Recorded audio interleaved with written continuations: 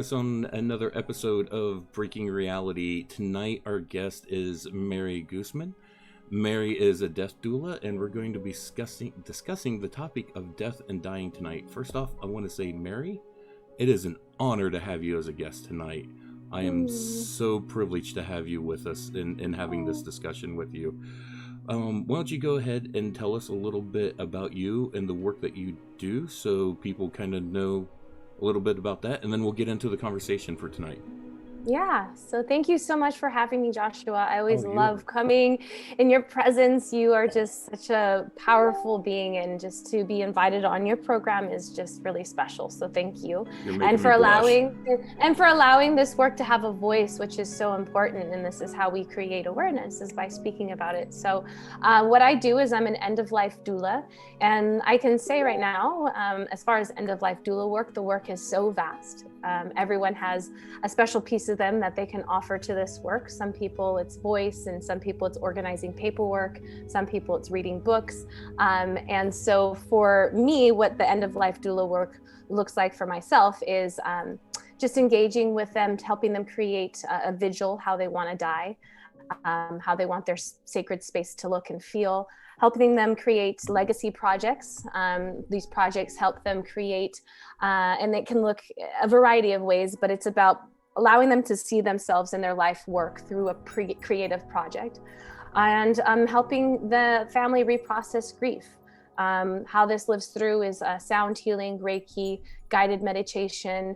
I facilitate plant medicine to those at the end of their life looking to explore that end as well. And that's the work that I am involved in, and that is just continuing to offer so much to myself and others. And it's such an important aspect of things, because so many people don't understand what someone is going through during those final days and those final hours and stuff. Right.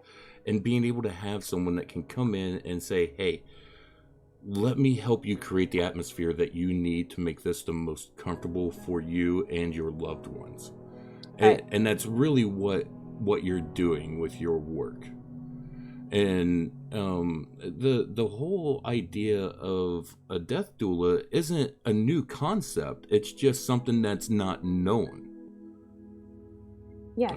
From my research and studies and working in different things dealing with shamanism and other aspects, this is something that goes back, as much as there's a birth doula, there's always been a death doula. Yes, absolutely. Yes. And, back in the Celtic days, they were called the Anamkara, which meant soul friends. And the Anamkara is somebody that holds that sacred and nurturing space during times of huge transition, especially death. And so they would help hold that space, and they would also be very powerful reflections of the work. It's not just sitting back and just allowing it to unfold, where that is, yes, a part of it, but there's also really diving deep with somebody and really helping them explore themselves and reflect back to them different parts of their life journey, and somehow through that process hopefully create a sense of ease during their time of transition. Oh yes, most definitely.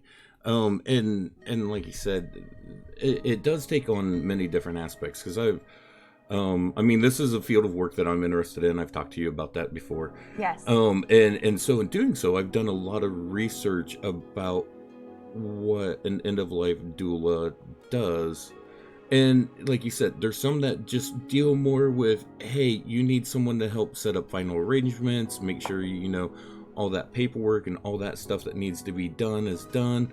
There's people that will do that, and that's the extent of what they do, but they don't realize that even that is a big burden off of the families. But I think one of the things that you talk about that I think is every bit as important as helping the person that is passing is you work with the family with dealing with their grief. Right. Yeah. Huge part, right? So if you look at death as a huge initiation into a passing, there's a huge part of this that is really important to recognize is a part of the momentum of somebody's grief. If you have somebody there who is knowledgeable and who can properly hold a special container that's tailored to your particular grief during that time, it alchemizes. Your grief becomes useful. It doesn't become something that you are tied to. It becomes an experience that you're working with to dive deeper into yourself. And that is looking at yourself in the allowance, that is allowing yourself to break down completely, but having somebody there to witness you, to support you, and to be that loving reflection back is a huge part of the grieving process. And the grief work since COVID has changed so much. Oh yeah. And yeah, so it used to be at the end of life doula would hold this space, and then after the person transitions, we would step away and allow about a couple weeks, a week and a half to go by. This allows the families to come in, the you know, whatever they need to do, ceremonial and ritual and all that stuff is kind of just the family time. And then our job as end of life doulas is to come back in when the families go back and the lasagnas from the neighbors stop coming, and now they're really feeling that weight of the loss, and then that's when we come in. But since COVID, that's changing, and now that we're diving in a lot sooner, and not really skipping a beat because that part's kind of missing. Right. And to be honest, I know that I went through the loss of my mother just in December. But yeah, I'm gonna get a little emotional right now.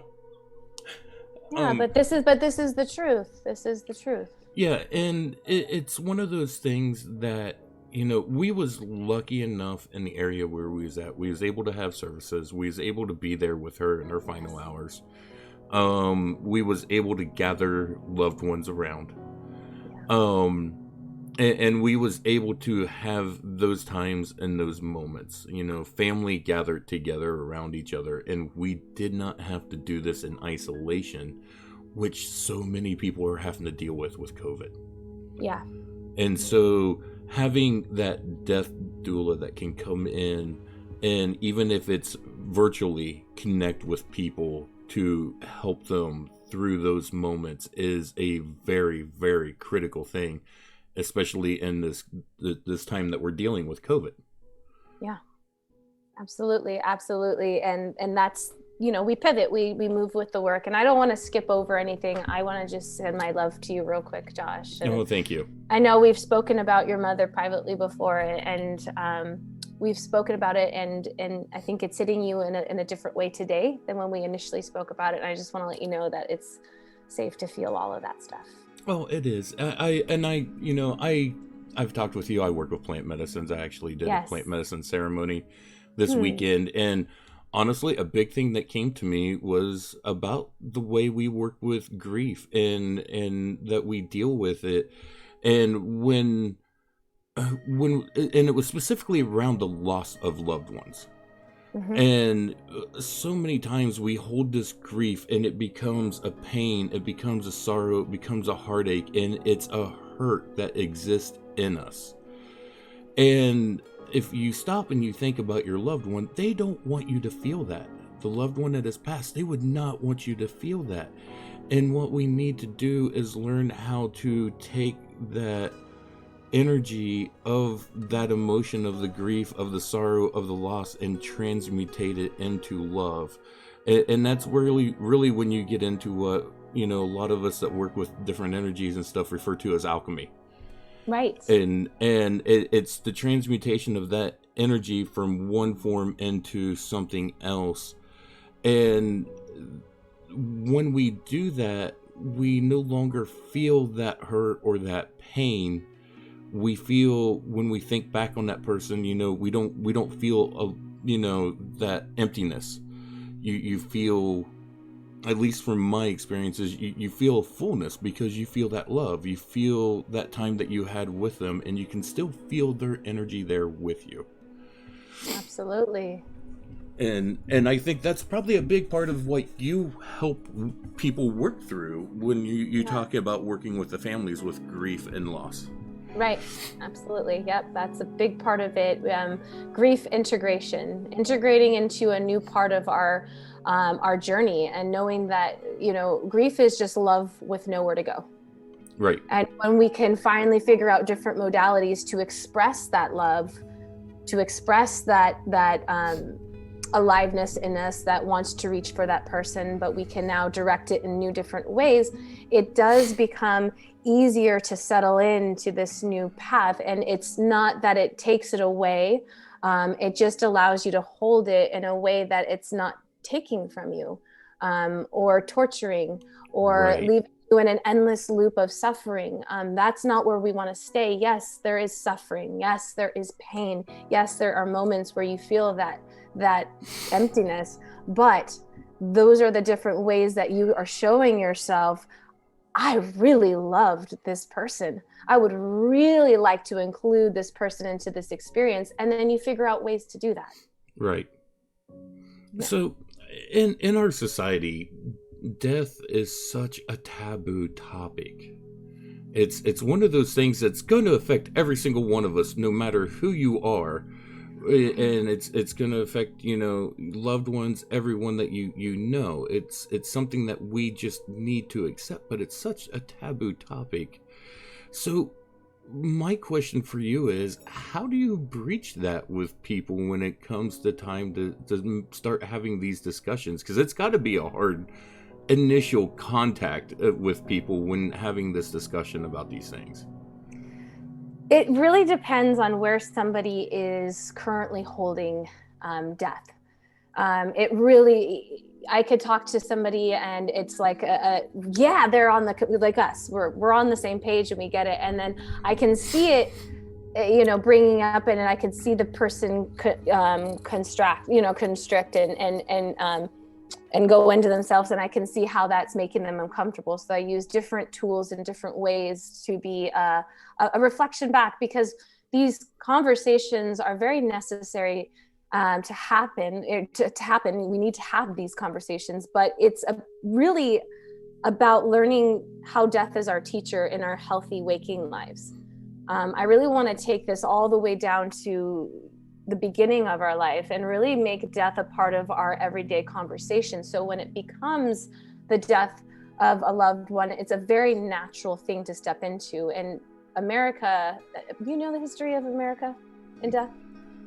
Not per se. I mean, I know some of the history of like the natives and how they've worked with death and stuff. Okay. Yeah. So this is okay. So everywhere across the globe, there's so many different cultures that are holding and honoring death. But I just want to speak to the American culture, because this is where we are, and this is a place. Yeah. That's primarily where most of my viewers are. I do have quite a few European viewers as well, but yeah, most of them are United States. Excellent. Okay. Well, so the history of death in America. Let's talk about it. So the history of death is prior to the Civil War, that we were really death was natural.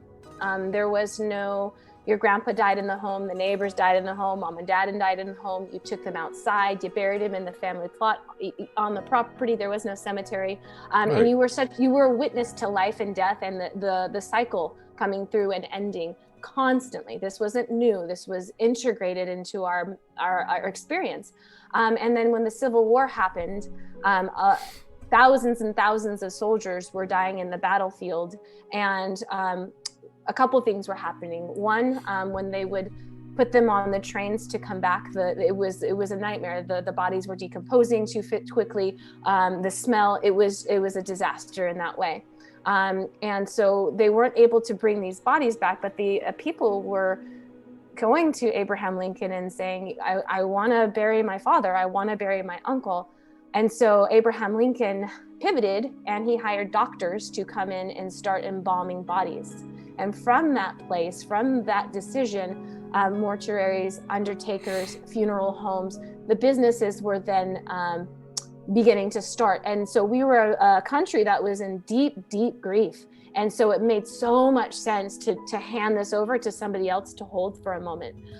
It made so much sense for where we were. But over time, 100 years later, we completely handed everything over, and now we've forgotten what it's like. And so it's very simple in this way. If we tell it this way and we understand it this way, okay, great, this is where it became a part of the forgetfulness, and now we can start to really remember and not be as scared about these conversations. There's a gap, but we can go back and bridge it.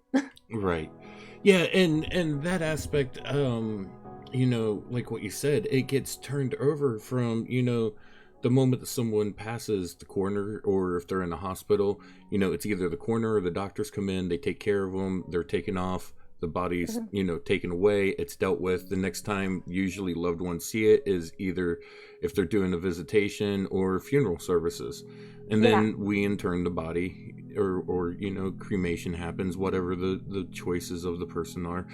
But it does get away from a lot of the way the rituals were in the past with the way we dealt with death, because like the old school wakes do not happen again.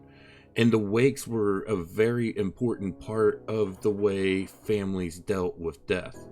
I come from an Irish family, so the idea of that old school Irish wake, where you have the people that do the wailing and the keening, and that is an important part of that process and that ceremony.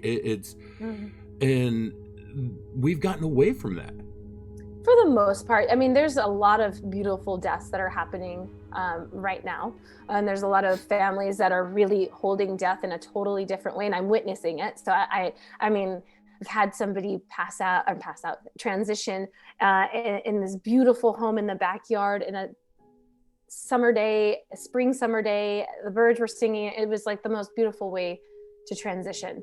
And they were very conscious about his body afterwards, in a green burial and different things like that. So it's happening. And I think it's happening because we're remembering that maybe this isn't the way to honor this. And, and there's also a lot of different religious faiths that, in the Jewish community, where they sit for a number of days and honor the body. There's a lot of things that still happen, but for the majority, it is a system that they fall into. And it's very automatic. And my whole goal is just to question the person of, like, is this really what you desire, or do you not know there's other possibilities for your transition in different ways that you can do it? And usually people don't, or they're very shocked that you can die in many different ways. Oh yeah, I mean, I know that there's like, especially with, like you mentioned, like with the Jewish culture and stuff, there's different ways and the different ceremonies and stuff. But and I think we are seeing a reemergence of people coming back to the old ceremonial ways of working with death and dying. And I think partially that is due to people doing work like you. Yeah, and just all of us really waking up, and I feel there's a global awakening with how we're holding death, and there's some kind of relationship that's forming in the subconscious between all of us, and this is a big part of the awakening, is seeing how we are birthing ourselves at the end of life. It's really a birth into something else. We are birthing out of our bodies. We birth into, and then we birth out of, and it's new vision. And I think it's important the way that you said that, we birth out of, because when we leave this physical form, it's not necessarily the end. Our energy is just transitioning from this form into a different form, and it continues on a journey. Yeah. And is that something that you want to go into and discuss? Is that something you feel comfortable talking about? It's like my favorite topic ever. Let's go into it. I won't pretend that I know exactly what happens after we transition. I surrender to the great mystery of all of that, and I'm not going to even try to wrap my mind around it. But the things that come through in an organic way, it's constantly showing me that there's something that happens when we leave our body. There's an awareness, there's a communication, there's a thread, and it's just another layer of our perception, another layer to reach them in a certain way. But yeah, I definitely feel the energy goes and it becomes a part of something else. Right. Yeah. Yeah. And I've, I read a really great book called Death Walking. Mm. And it was an anthology of stories that was put together, and it was edited by, I believe, Laura Perry was the lady's name that edited it. And in there, they go into a lot of discussions on some of the stuff that they do at the very end, final moments when someone is transitioning. And it was written from a shamanic standpoint. It was written from the Yes. standpoint of shamans working with death and dying. Yeah. And one of the things that they discussed was, you know, when we work with plant medicines, or we get into deep meditation and we get into certain states, we can transition realms. And I'm pretty sure you've been there yourself. And one of the things that they was talking about was helping the crossing soul find the connection with their ancestors on the other side, helping them at peace Yeah. during that transition and that crossing. Yeah. Is that something that you work with as well, or? I have sat with a Buddhist monk as he said his prayers for the transitioning, and the Buddhist monks will go, their service is huge in the dying world, where they go and they chant and they have a lot of specific prayers they say for the soul.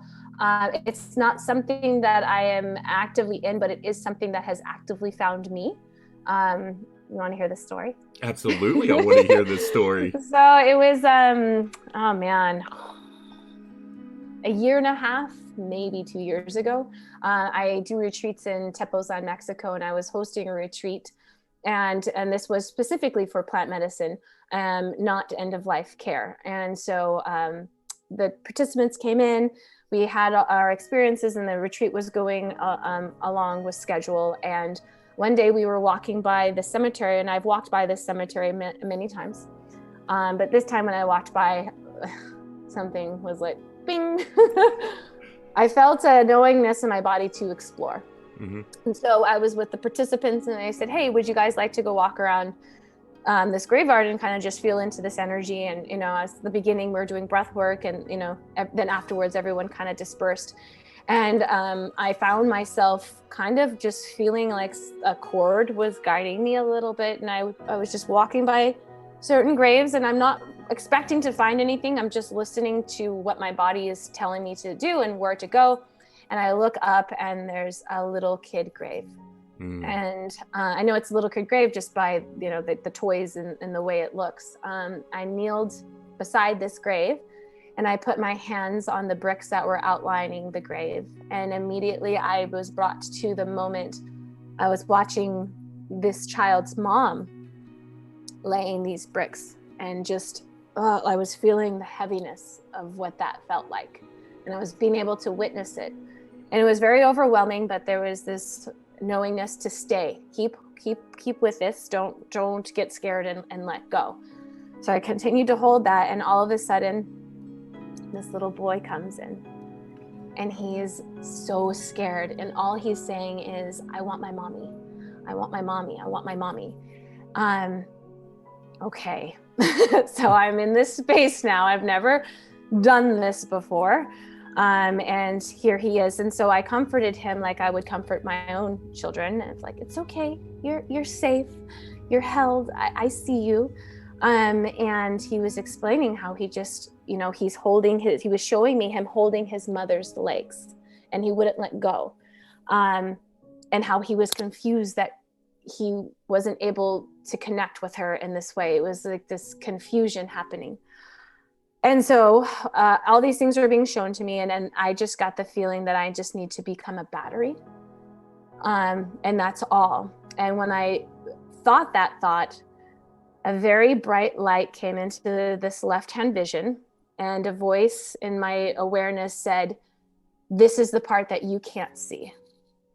So I didn't bring I didn't want to try to bring my awareness there. I was a very much just hold, this is the part you can't see, but Right. hold this space.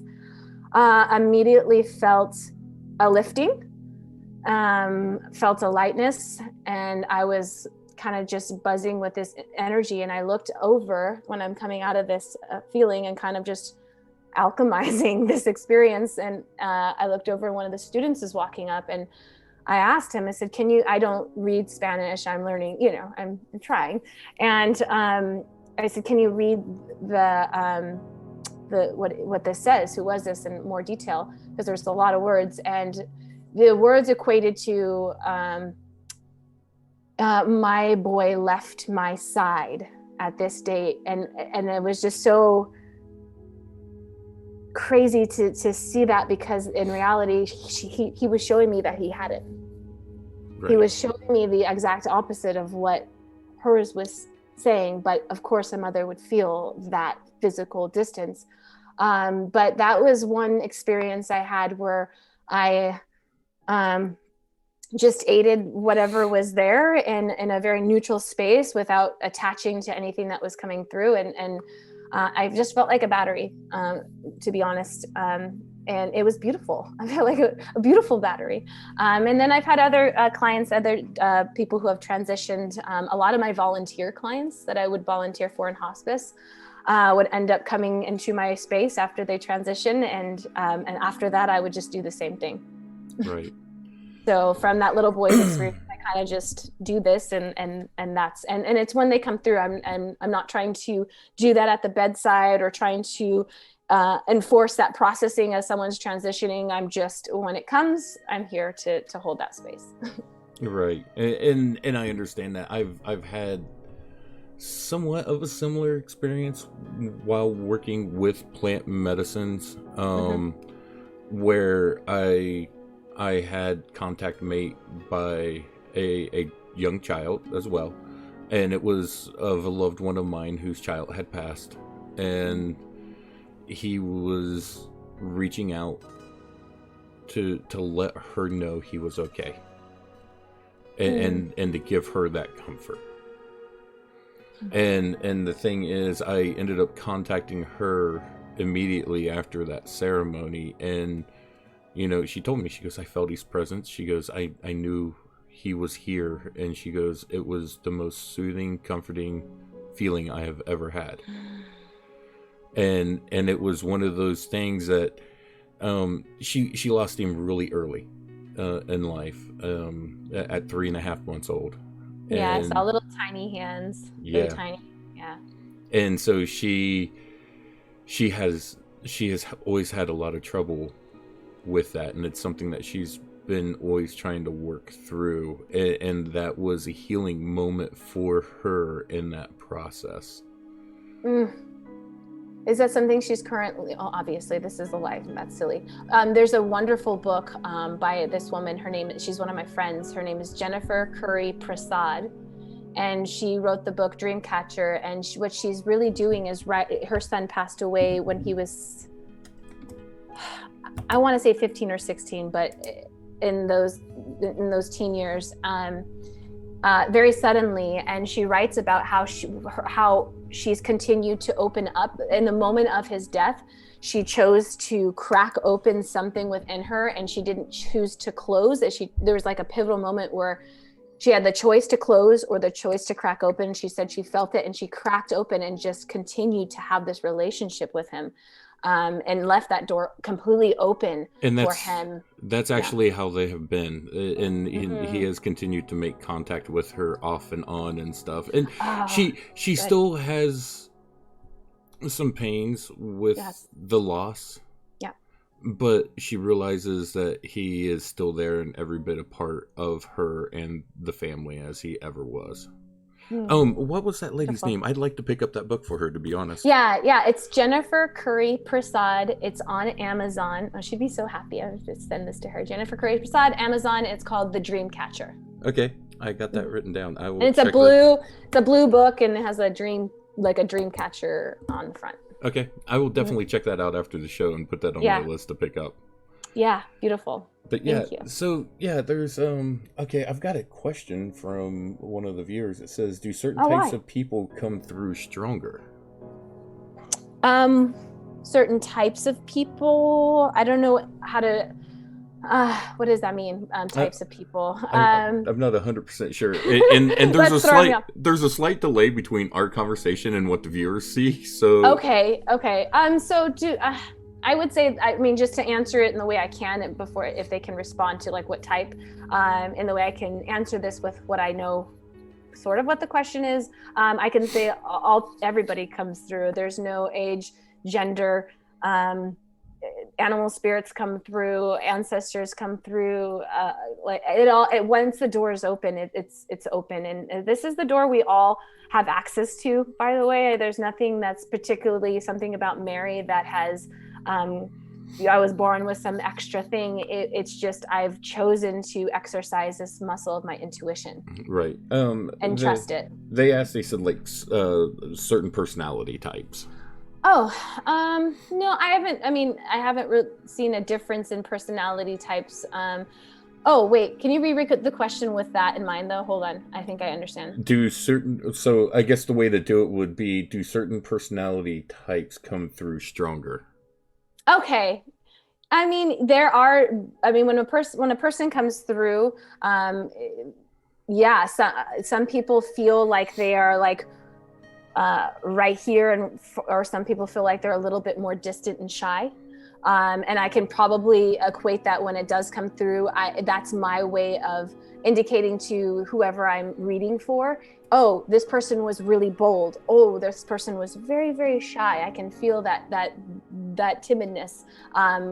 So not that a certain kind of personality comes through, but the way they show their personality will come through in different ways. Well, yeah. So like that extroverted or more introverted personality types still continue through and show through in that way. Yes. I'll have like I'll be reading for somebody, and this is something I do for people, and it's not like necessarily business, but it's part of my offering.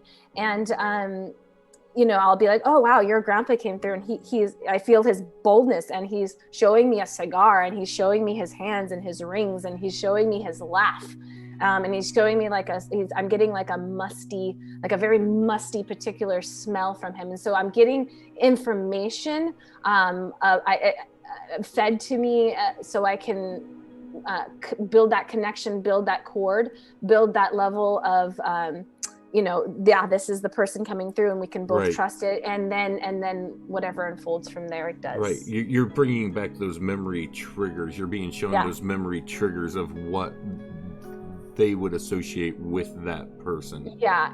And also too, when I'm reading, I have my own identity and I have my own experiences. So the way that spirit will come and show me things will be through my filter. And then it's up to me to continue to do the work to figure out and trust what those signs and signals are. Yeah. Absolutely. Now you talked about, having animal spirits come through, ancestor stuff of those nature. This goes on to something that maybe not so much onto the aspect of the death and dying, but into our spirit guides. Yes. And dealing with our spirit guides, when we start working in these certain modalities and these certain realms and stuff that we operate within, a lot of people are surprised to find out spirit guides are sometimes loved ones that have passed, or even beloved pets that have passed, that come and revisit us and are there to help us along our journeys and our travels and our inner work that we do, and along this process. Do you mind to share any of your experiences in working with anything along that lines, or other people that have had this, that have shared that knowledge with you? Because working with plant medicines, I know you've had to go there at least once. Yeah, I mean, I think my understanding of what's happening on the other side has shifted as I've grown and had different experiences and educated and just different parts of my awareness opening and activating. But the more I pull away and try to see this as the big picture, right? Not just like one deity or one spirit guide, I'm kind of feeling like there's just one consciousness that is playing out through different awarenesses and different levels of awarenesses. And so, yes, it's my Archangel Michael, but it's like, I feel like it's such connected to all of them. I don't feel like it's the individual part. I feel like it's the expression of one way for me to connect with it. But when I follow that thread back, it's just this one global, universal, cosmic, how much bigger can you get with that word? Right. Awareness that it's playing itself out through us, even when we transition. Right. And that goes into the whole concept of oneness that we discuss a lot of times in our spiritual circles and stuff. And that's a concept that a lot of people sometimes have trouble grasping, is that I was talking with my mentor last night, Demian Gover. He's on the show quite a bit. And me and Demian was discussing this very topic last night about oneness and stuff, and very much how you just said that. We was bringing up the aspects of, to the way that we was putting it is, it's like we're all cells in one giant body. We're all individual, yet we're all part of one being, one spiritual being is the way we referred to it in the discussion. Yeah, the drop of the ocean and the ocean itself. Right. I was going to say that single drop of water can't separate itself from the ocean any more than the ocean can say, it's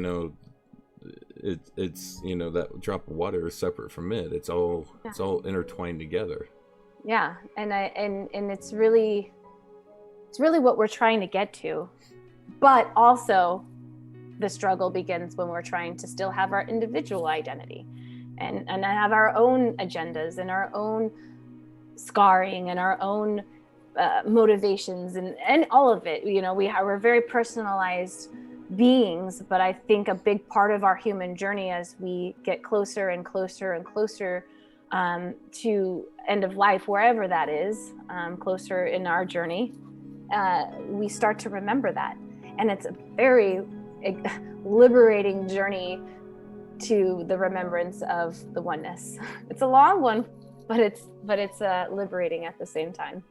I just had another question come through, Mary. It says, what have you found most influences fulfillment at the time of death?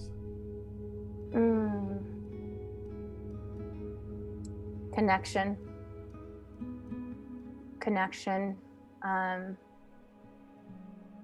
Yeah. Read it again, because there's more in there. Can you read that one more time? What have you found most influences fulfillment at the time of death? Yeah. The awareness too, when somebody feels like they have really had a lot of closure in the circles of their life. Somebody that has really looked at all of their relationships and has done the best that they can wherever they're at to close all the circles, to bring completion, to not leaving anything unsaid. No hug, no kiss, no anything. Everything has been, when somebody can wrap up that package in that way, I think that brings a lot of fulfillment and a lot of reassurance to the person who is actively humaning, but learning how to unhuman at the same time. Right. Now, like I saw with my father's mother, my grandmother, when she passed. She was in hospice. She had leukemia, and it was a drawn out process of we knew this was going to happen. We knew this was coming. It wasn't something sudden. It wasn't something out of the blue. And it was a really unique thing that we saw. She held on to the very last of her grandkids came in and said their goodbyes.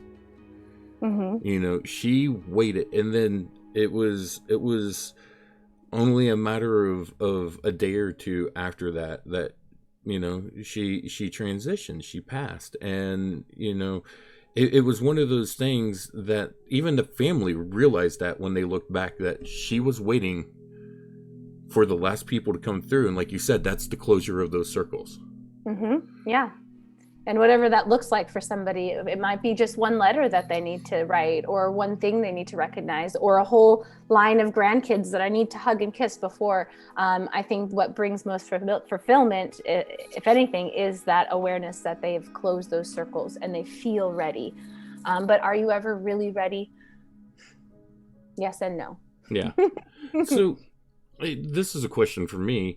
For those of us who are, apparently healthy, doing well and everything, what are things that we need to be looking at for our end of life moments that we can start preparing now, so that when those moments come, whether it's suddenly or something that happens over time, that we can be prepared for that transition, and we can also help the family prepare for that transition?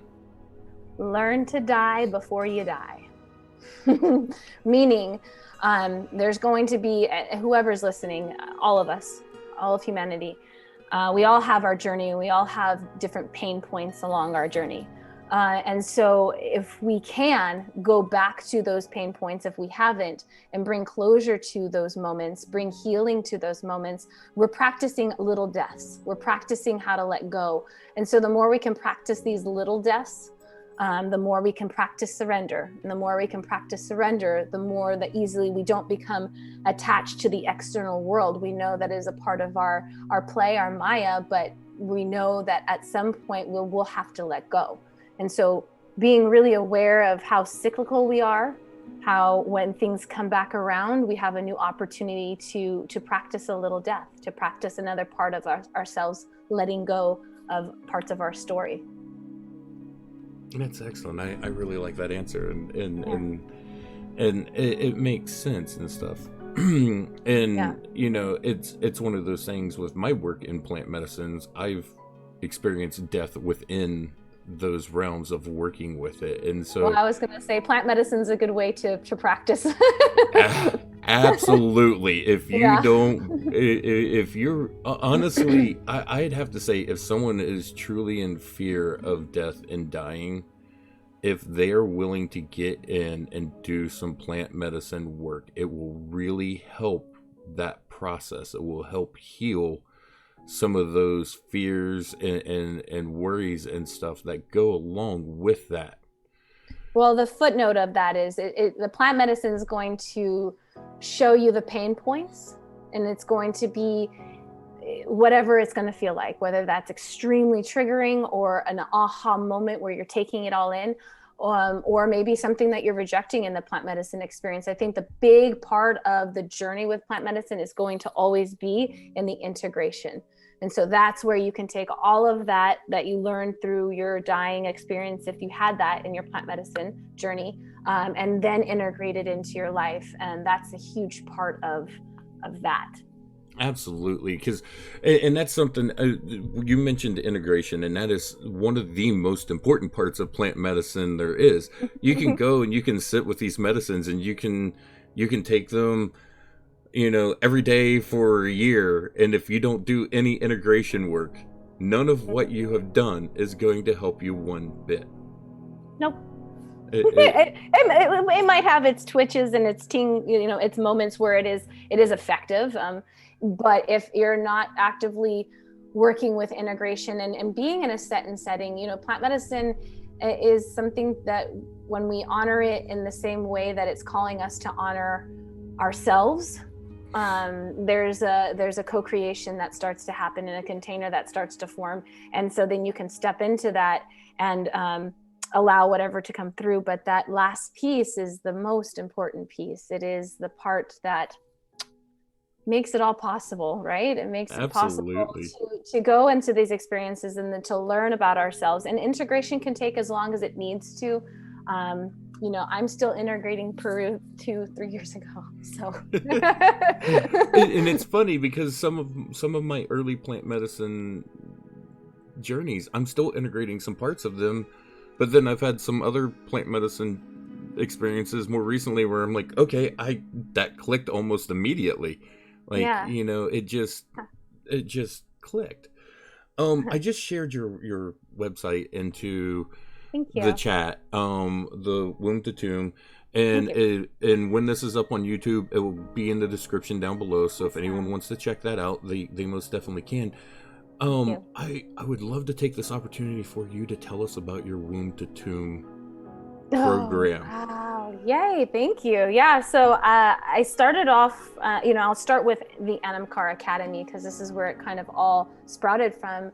After becoming an end of life doula, I really found that there was this huge missing gap between our teaching the doula's intuition and teaching them this other part of the doula work, the unseen, and how to clear energy, and all this stuff was missing from like the basic, not basic, but the general curriculum of end of life work. So I created a program with the end of life work and also the intuitive side meshed together, and that was the Anamkara. And I found myself going through this program with the students, and they would hit this certain point when they would. So how I would design it would be, or how I did design it is, it began with how they hold their own death.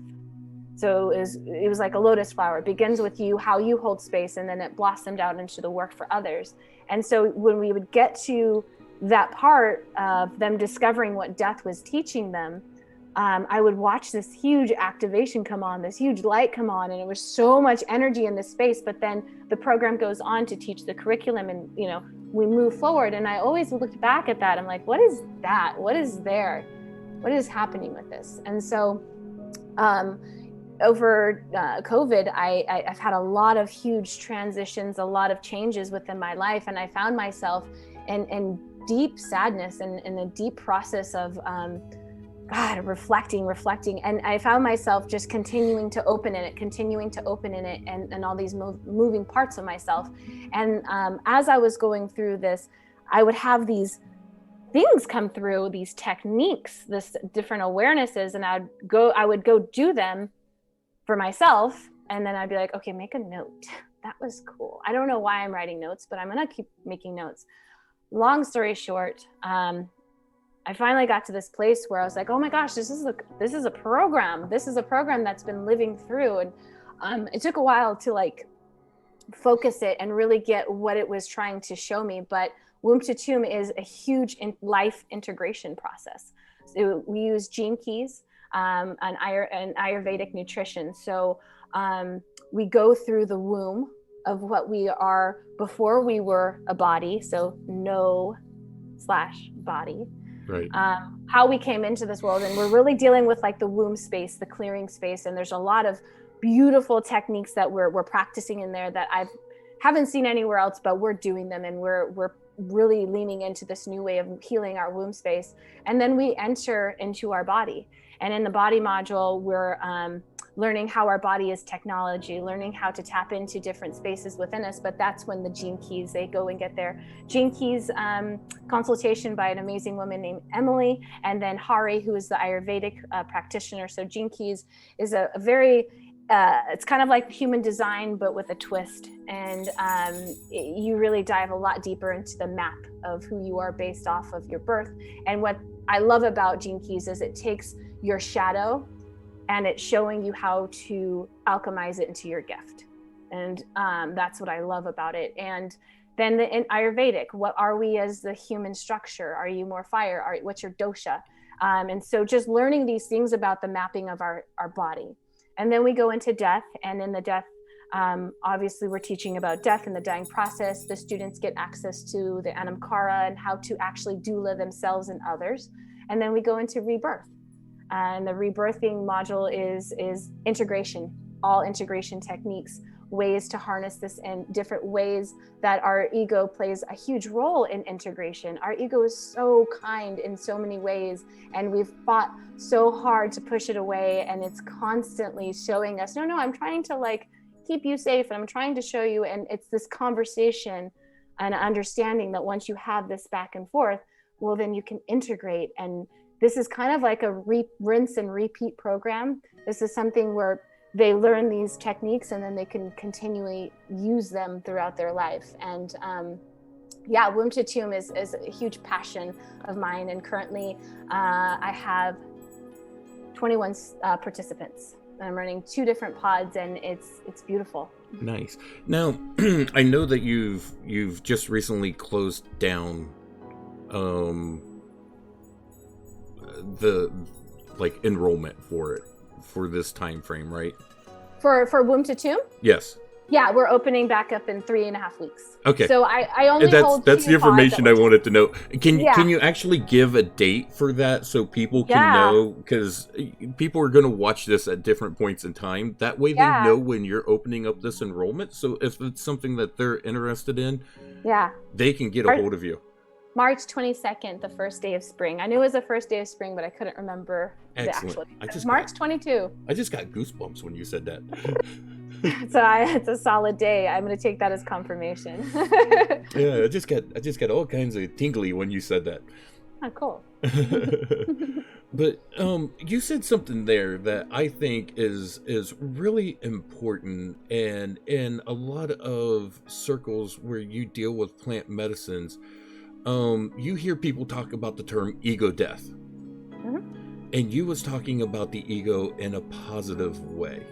Yeah. I would like to hear your take on ego death versus what you said, because I guess and it's not so much as the ego dies and goes away. Mm-hmm. It's from what I've understood and through my own processes with it, it's more a taming of that shadow side of the ego. Mm-hmm. that kind of gets in our heads and says, oh, you're this and this and this, so be proud of this, and and it can be there's different layers to the ego. So there's the ID. So then this is based off Freud, by the way. There's the ID with and then there's the ego, and then there's the super ego, and there's this like 3 different layers to our awareness. The ID is the part of ourselves that wants that immediate gratification. Like, I want to go to the store right now and eat a pizza right now. And then the ego is kind of this place where things can kind of come through the filter of your personal beliefs. How do you identify with this thought or thing coming through? So it's kind of like this filter. And then the super ego is the one that actually is the one that's like, okay, but you can go get the pizza, but after you're done with this meeting. Right. So there's that part of the egoic side. And then there's like the other part of the ego death that people are referring to, where, I had this bad patterning and I want to kill that side. I want to kill this voice. I want to put away this thing that keeps showing up in my life, and my ego keeps holding on, and I keep attaching it to my ego. So I get really basic with it, because there's so many that we can get lost in all the different rabbit holes of the ego. But how I perceive the ego is just a system that is set up to keep me alive. Right. The ego has gotten me alive. The ego has said, okay, last time you touched the stove and it was hot, we're not going to do that again. Or last time you used your voice and sang, everybody made fun of you, so you're never going to use your voice again. Right. So there's many different layers to how it's going to protect you. But, over time, I've realized that this thing has just been set up to keep me safe. And when I'm in the moment of consciously witnessing myself and pulling myself to expand and making that a part of my journey, my ego just wants to come in and be like, well, we haven't done that before.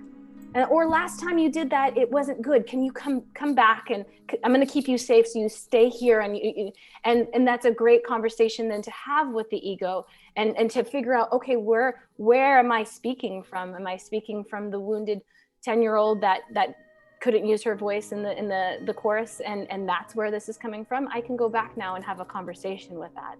And so the ego is just really designed to keep us safe. And the ways that it has kept us safe is very automatic. We're not really thinking of all these different ways we're going to create mechanisms to keep us safe as kids. We're just doing them automatically. And then we get to an age where we're like, oh, I want to move past this, but something keeps pulling me back in. What is that? That's the ego keeping you safe. And then that's your opportunity to really engage with that part of yourself. Right.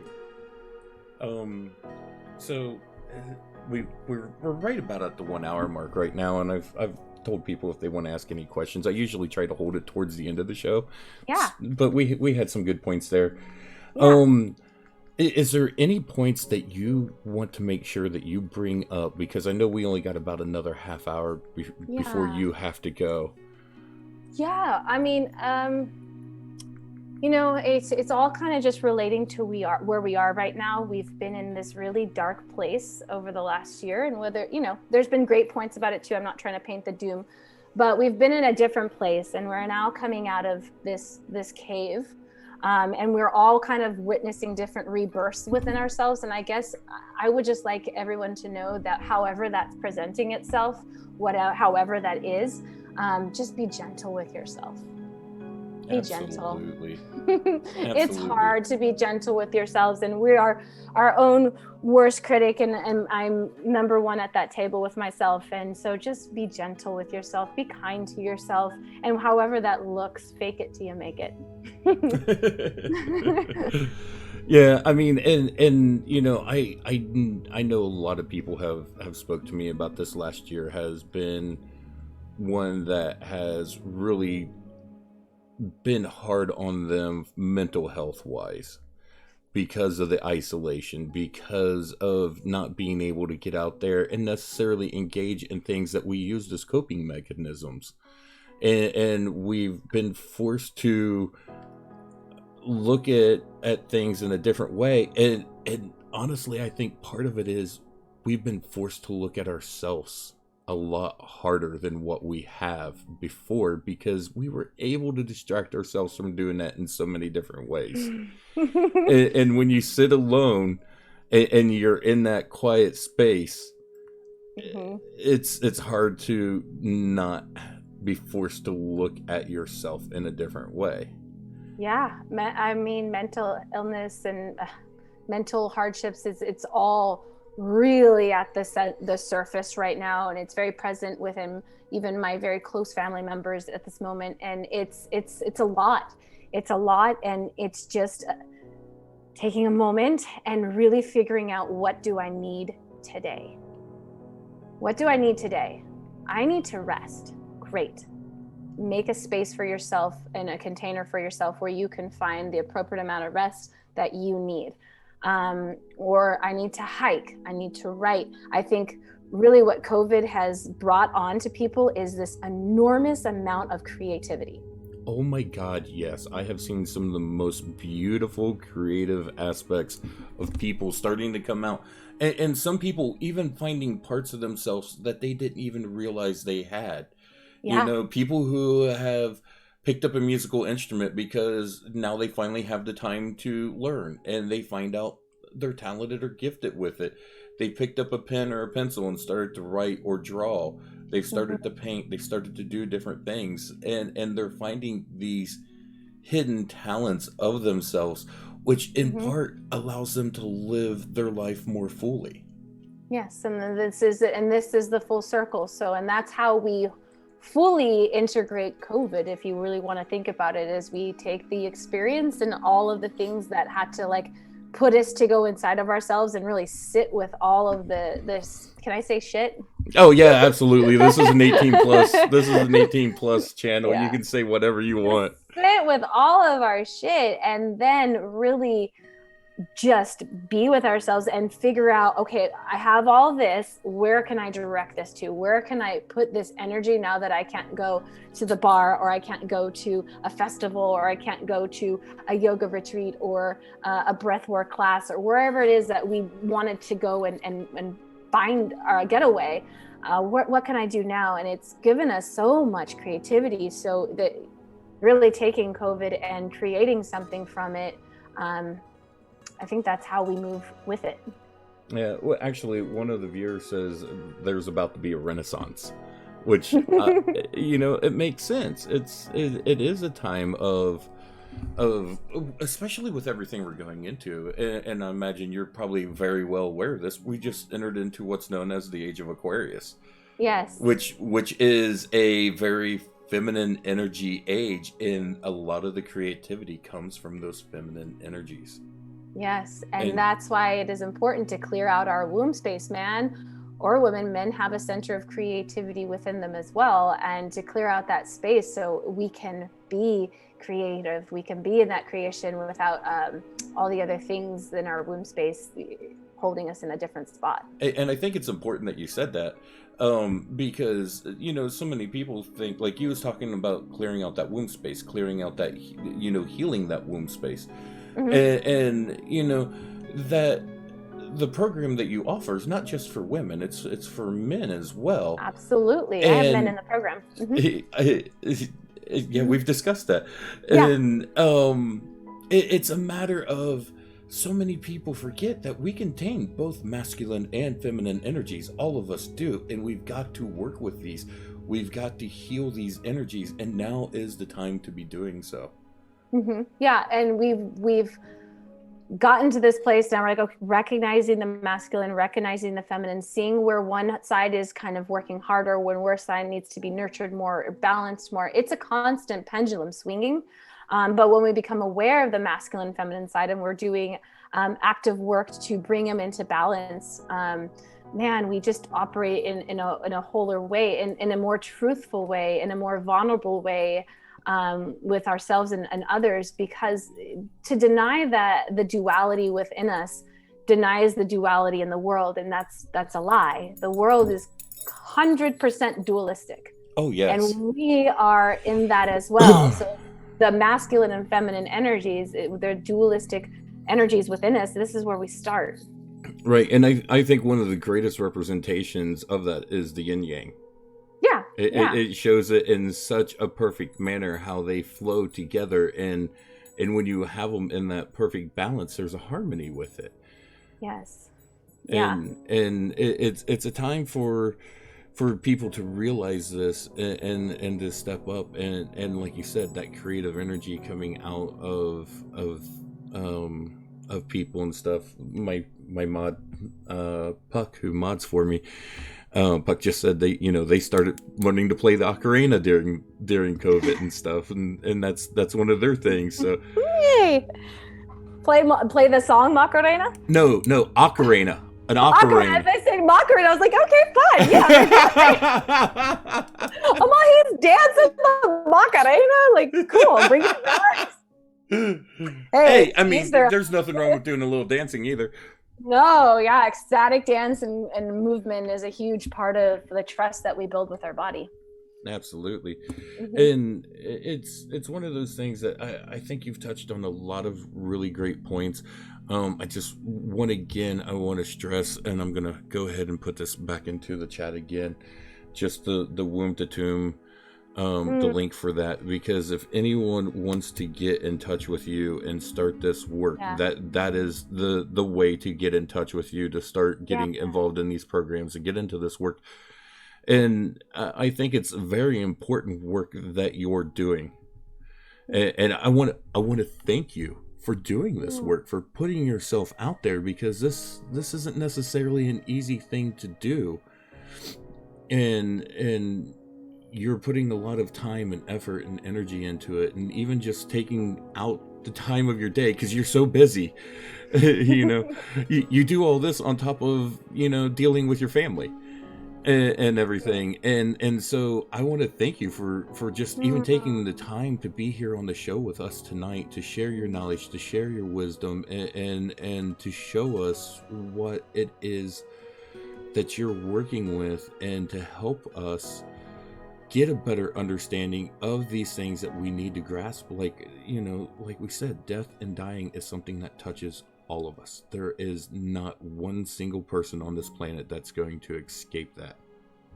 No, thank you so much. I closed my eyes because I really value that masculine energy that's so pure, and I was just soaking that into, like, this, my feminine was soaking that into the masculine, and I was just receiving those words. So thank you so much. That means I've got to say, at the same time, I enjoy your feminine energy as well. that because you are truly an embodiment of what I think of when I think of the divine feminine energies. You really you really put that energy out there, and that's a very important thing. And we hear these terms of the divine feminine and the divine masculine talked about, and then at the flip side of it, we hear the toxic femininity and the toxic masculinity and stuff, and that's honestly a subject that I have been very called to talk about and work on, and I've actually been working on some stuff back on my back end of things on my own personal time on trying to get things laid out on that. Would you be interested in having that conversation in the future? Yeah, absolutely. And I actually have somebody, when you were talking, her name is Kaylee, and she's in the womb to tomb right now. She's in the rebirth module right now. They're about to graduate next week, and she is a coach for masculine and feminine. Like, that's her program. So I would absolutely she has a program about it. I would absolutely love to talk with her about that. Yeah. I mean, I would love to talk to you about it, but there's also, like, you know, people who have like programs designed specifically for the masculine and feminine sides of ourselves, because I'm figuring it out. And I thank you for seeing me in that way. But I am human too, and I give myself miles of room to be human and to make decisions that maybe aren't necessarily in alignment, and I get to play with this, and I get to be hurt, and I get to react, and I get to play in this human paradigm too. But I think the difference is coming back to that place of observing yourself, and keep doing that, because life is a cycle. And I think where we really get trapped in our healing process can be the term of like, oh, I went through this huge healing thing. I recognized huge parts of myself. I've alchemized, I've integrated, I'm fixed. The trauma is no longer existed. And then they're really surprised when something comes back around, however long that is, that triggers that pain point again. And then they get really upset with themselves, really hard on themselves. And I thought I healed this already. This was supposed to not be in my awareness. And so really being human with ourselves in those moments and being like, okay, like I hit this same spot again. What are the tools that I learned last time? Right. How do I hold this now? And then the circle gets bigger. And, you know, that trauma, even though it doesn't go away, that loop isn't so tight anymore. It starts to expand and get a little more spacious. And then you feel that room in your body too. Right. And with what you just said there, it brought up a point that I've heard said so many times. We are just simply the universe having a human experience. Yeah, or the spirit, or the we're just, it's so true. It really feels that way when you start to look outside of yourself, because we can be a lot of people can be really still in that I-ness, and it's hard to look outside and see everything else working as one. But yeah, it is the universe romantically expressing itself through us in different times. Right. I like that. Yeah. And as so, you know, there's a lot of us that get into the field of doing the spiritual work, and we're in these realms and stuff. And I've seen it before, and I've even seen it in myself. I've even seen it in myself. I'll admit myself as the first one of guilty of this. Is I'll get to the point to where I'm like, oh, I'm not holding myself in a sacred way. I'm not holding myself the way I should have been. I reacted in a way that wasn't the way I wanted to. Then I have to stop and go, hold on, I'm human. I'm going to mess up. I'm going to fail. I'm not perfect. I'm going to have things that trigger me up at times. Yeah. And like you said, that's where you got to learn how to heal and deal with those from your mechanisms, your trainings and your coping mechanisms, and the way that you've healed from all these different issues and from traumas and everything. And that spiral does start to get bigger and bigger and bigger and bigger as it's, you know, you're bringing that space out. But it's one of the things, I even talked about this before, that the reason we go through that spiral is so we continue to learn how to work with these things. There's a lesson there that we continually have to learn, and we're going to stay in that spiral until we really start to learn that, to integrate it, to put it in, And then, like you said, it starts to get wider. It starts to deal with us less. It has less impact on us. That trauma or whatever it is may never go away. No, it'll always be a part of the story. Right. And yeah. Exactly. But it starts to have less of an impact. Right, because you start to identify it with it in a new way. Right. You start to make space between that, and you start to stop identifying with it in the way of victimhood, or trying to manipulate it to make it not that way, or denial, or whatever, numbing, all of those things. They're all trying to teach us something on the journey with our traumas and our healing. But the spiral gets bigger and there's more space. And I think that space is what gives us more creative room to integrate and to interact with ourselves and others. Okay. I just want to ask, does anyone have any other questions for Mary at this point in time? Please ask away if you do. And is there anything more that you want to add? We've got we've got about 20 minutes left, so before you have to go, we don't have to take up that full 20 minutes. But I mean, anything else? Well, let me just look inside and see. This is what I do when I investigating.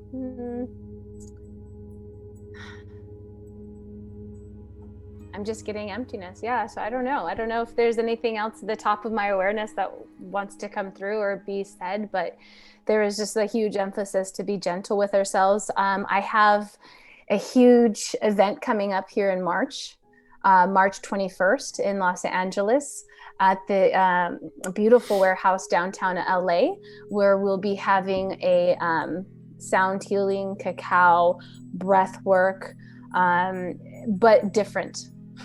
Nice. You've never done this kind of ceremony before. do me a favor. Mm-hmm. Talk about cacao a little bit. Yeah. I have recently started working with cacao in a ceremonial way myself, and I really enjoy it. Yeah. And a lot of people know, a lot of times I'll drink cacao during during the shows. Tonight I was running crazy. I didn't get the opportunity to make any before the show. Yeah. So cacao is a plant medicine. Cacao is just the seed of the chocolate. It's chocolate in its purest form. And it is, I encourage everybody to look into the medical benefits, but huge in iron, magnesium, and a lot of other nutritional benefits. And what it does is it allows your blood to pump a little bit faster. So you're really getting that, like you're working out, or your endorphins are running faster, and it's moving the blood through your heart faster. So creating more room for stagnant things to move through. So it's a really heart opening medicine, and it really focuses on the heart space. And from there, you get kind of like the runner's high, right? You don't come down like normal caffeine. You feel like, wow, this feels really nice. And it's a very opening experience. But unlike other plant medicines, it's not psychoactive. Although I've gone really deep with this medicine before and seen really beautiful visions in my awareness. But I'm still very much in my body. Right. But it's a plant medicine that you can actually engage with and say, I'm good with where I'm at. Or you can say, hey, I'm ready to go deeper. Take me deeper. And it's usually a cacao ceremony. It's just about creating intention, opening yourself up. Cacao ceremony will have, sound healing, breath work, guided meditation, all of those things if you're doing it in the bigger picture. But cacao, going back to it, has a really beautiful story. Do you want to hear the story of cacao? Absolutely. So this is just the folk story of the medicine, but one of my favorites, and I connect so much to the medicine of cacao. I've been fortunate enough to connect with where the birthplace of cacao is, which is Tepoztlan, Mexico, is where I hosted retreats prior to COVID. Am I wrong in saying that it was primarily used by the Mayans? It was ancient. This was ancient medicine that they were tapping into. But the story the story that was created in Tepoztlan was that it came from the god of a Quetzalcoatl, and a Quetzalcoatl is the dragon body, or the serpent body with the dragon head.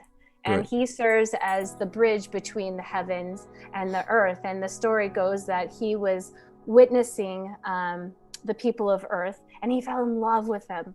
He was so in love with how they were evolving, and how they were interacting and what they were doing. And Quetzalcoatl, being the god of both worlds, went to the gods of the heavens and asked them, can we bring down cacao? Can I bring the seed and share that with them, and have their heart expand bigger? They're ready for this. And the gods said no. And Quetzalcoatl, being the rebel in some way, took it anyways. And he brought it to the earth, and the gods of the earth were the water, earth, rain, all of that were like, no, you were told no. The sun said no, everything said no. And so it was his journey to show them, the people, to prove to them that they were worthy of this. And when they started to observe the people through the eyes of Quetzalcoatl, they realized that he was right. Yes, they do deserve this medicine. They should have this experience. And the seed was planted, and cacao came and was birthed in Tepoztlan or Amitlan, very close together, two places that are close together in Mexico. But that's one of my favorite stories about cacao. And actually, that is where I source my cacao from still. Nice. That's an Yeah. absolutely beautiful, beautiful story. I absolutely Yeah. love that. Mm-hmm. And everybody, cacao's very important. Look at what how it was gifted to us. It was, yeah, it's a beautiful story. And it's a great way to connect with the medicine. And but overall, I use cacao just when I'm creating ceremony for myself in the morning, even before my breath work. It's a very personal medicine too. It doesn't have to be in a group setting or anything like that. If cacao is calling you forward, definitely explore it and see what that has to offer you. I host cacao ceremonies still to this day in this beautiful Airbnb in Malibu. I was just there a week ago holding space and serving cacao. And man, I just, every time I serve it in these containers, it's just so beautiful to witness people tap into themselves and tap into their partner, because it's usually a couples that are getting the Right. Airbnb. And it's beautiful to take, and it's beautiful to witness. Right. And one of the things that you talked about is it's very opening to the heart, and it's very healing to the heart. And I've heard of a lot of people use cacao ceremonies, and I think you even do it some too in the Death Doula work, in helping people deal with the grief and working with that heart chakra and that heart space for that healing that comes through there, and the way that it operates and works. It's an absolutely beautiful medicine. Absolutely. Grief and cacao go really well together. When you're diving into that aspect, I love to do grief cacao ceremonies with individuals and families. And man, what continues to sprout from those ceremonies still speaks to me. I still have people I've held space for continuing to drink cacao and going and doing the same things to be with their loved ones who have transitioned, and they're interacting in way different ways than they were originally. It's beautiful to see the blossom. I just got another question, and it says, I have anxiety about the loss of self after death. I'm nervous to die. Any advice? I guess that death would be teaching you, who are you today? Who are you today? What is your relationship to yourself in this paradigm? And really examine that, not just be like, well, I'm happy and I'm working and I have kids and no, like, who are you without any of those external things? Who are you on the inside? How are you identifying to yourself every day? Because it seems like that kind of question or that kind of anxiety would, without further going into this, would elude me to think that self-identification is something that maybe this person is tangled in their life story with in some way. And I mean, I urge that person to comment and see, like, if they want to expand further into that, to respond to that, so I can help them further go into that. Yeah. So if you want to, put something else there in the chat. We can put that out Yeah. there, and I'll put up your website again, because there's a way that they can contact you via that as well. And this might be something where they maybe need to inquire about some of the services you offer on a more Yeah. in-depth and personal level as well. Yeah. It's something that we would go into. A technique, though, I mean, a quick technique with that will totally, for this person, every time they think of this anxiety, or it's alive in them at that moment, to take a pause, to go find a quiet place, to put their hands over wherever they're feeling that aliveness, whether that's their throat, their head, their heart, their wherever it's at, and just to close their eyes and just to ask to be shown what's here, what wants to be shown to me, and actively softening their belly. So when they start to feel tension in their body, soften the belly.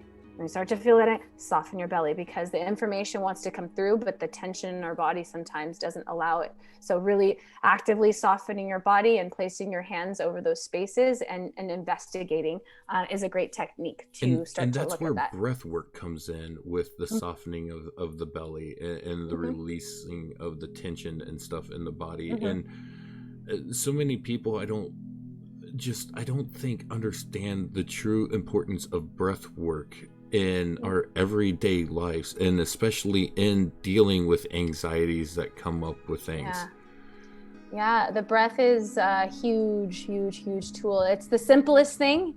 It's for free, and yet we somehow invest in so many other things. And the universal joke for me is like, I've gone so far and so wide, and my breath is what gets me here. Okay. All right. And then we started the journey with the breath. But it's a discovery, and it's like, oh my gosh, it's, I'm inhaling life as I breathe in, and I'm actively surrendering each breath, dying, letting it go. And then I'm trusting that the next breath will follow. And there's so much information our breath has to teach us. Absolutely.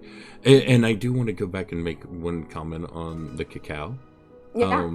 I actually started using cacao after the passing of my mother to help work through that heart space. It actually came from talking with our mutual friend Autumn, and then into looking at some of the stuff that you've talked about as well. When I looked at your Anamkara, did I say that right? Anamkara Academy. Anamkara. Okay, and when I looked at that page, when you had that up and stuff, I saw that cacao was one of the things that you worked with. So I started researching and studying it and diving into it from the ceremonial standpoint on working with it and stuff. And then I started working with cacao, and it has been a very amazing part of my journey in helping heal with that. And one thing I do want to say is, cacao, like how you was talking about, like that runner's kind of high, that runner's energy that you get like after a good workout or something, you don't crash like you do with other caffeine sources. Absolutely amazing. It's one of those things, because it's such a pure source when you get it sourced properly. Right. That you're not getting all these other chemical additives and all these other things thrown in with it. And then when you take it, it just works great with your body. And I have noticed myself personally, my mind seems to work better and clearer. I can think a lot clearer. And even in going into meditation, like you said, you could dive so much deeper. Yeah. Absolutely. Yeah. And it's those endorphins that it's releasing. So it's giving you so much in that moment to really just expand and open. And I mean, there's no cacao hangover, it's a beautiful, Hey. Yeah, he's getting all barky for some reason. Yeah. The spirit of cacao just flew in.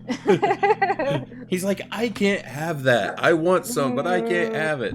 Yeah, it's very bitter too.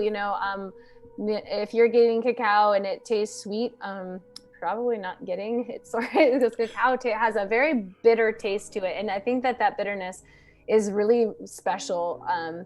it reminds us that the bitterness kind of goes with the sweetness. Right. So And I've seen some people talk about in ceremonial work and stuff, if you're having trouble handling the bitterness, you can sweeten it, but you don't want to use sugar per se. Yeah, honey. Yeah, honey's Cinnamon. what I use. Honey, cinnamon. Yeah, I use a really naturally sourced, raw honey. Yeah. And cinnamon's another great thing. I actually haven't put cinnamon in with my cacao, but So cinnamon good. is so amazing. Get yourself some good sourced cinnamon. Yep. And it has some extremely powerful properties to it. Yeah, and I like to sprinkle some like dried roses on top. I'm very feminine with my cacao, and I love to just bring in nature. I've seen people talk about doing that with, and one of the places that I was looking into, they actually brew it with a rose tea.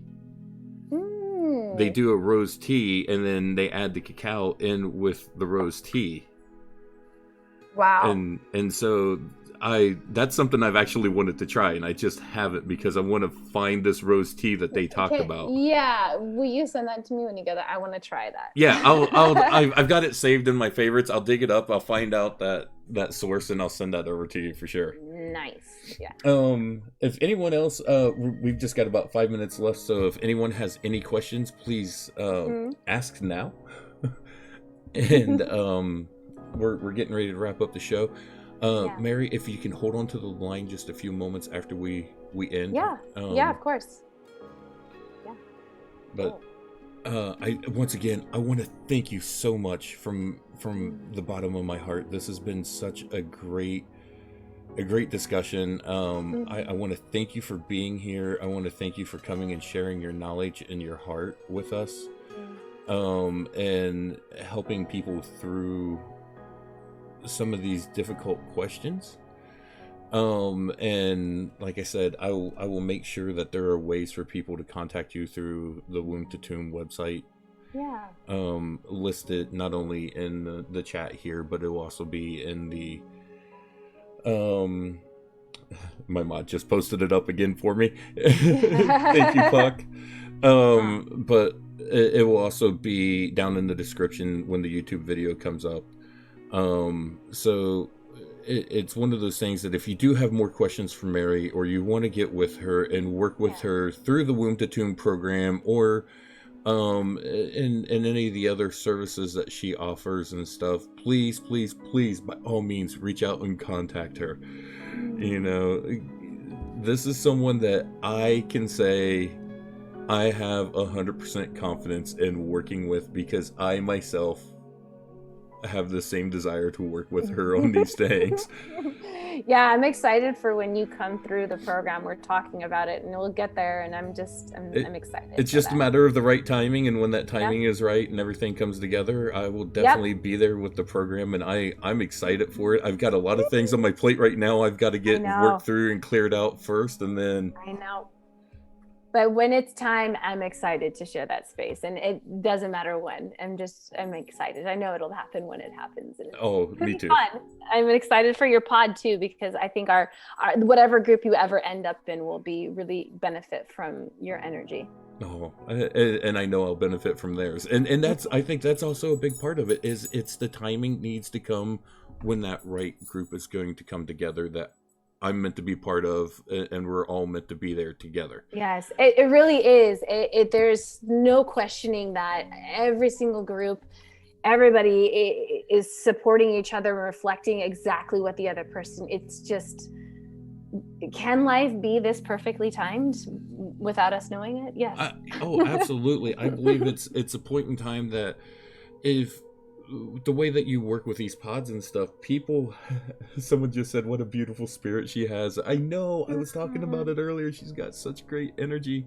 Oh, thank you for seeing me. Most definitely. But like you said, it's one of those things. I think the synergy of the people coming together to work together in the pods, when the time is right, when the group that needs to be there is there, and they come together to do this sacred work, it's because those are the people that are called to do this work together. Yes, absolutely. I trust in that with everything. It's just, I trust.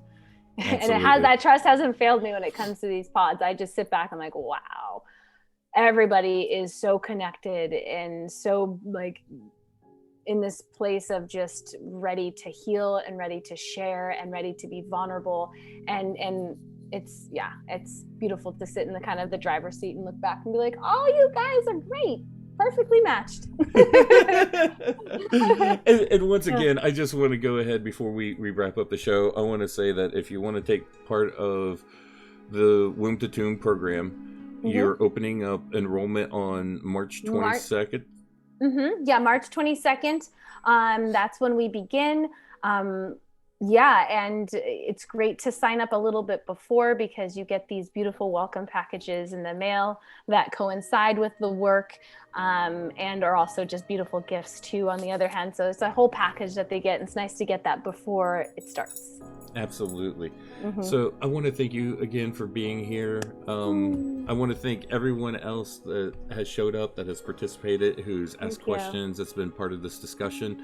I will be putting this up on YouTube so y'all can come back and look at it later. This will always be out there for anyone to come back and just thank you. This has been an amazing night. It's a night that I've really looked forward to this discussion. Me too.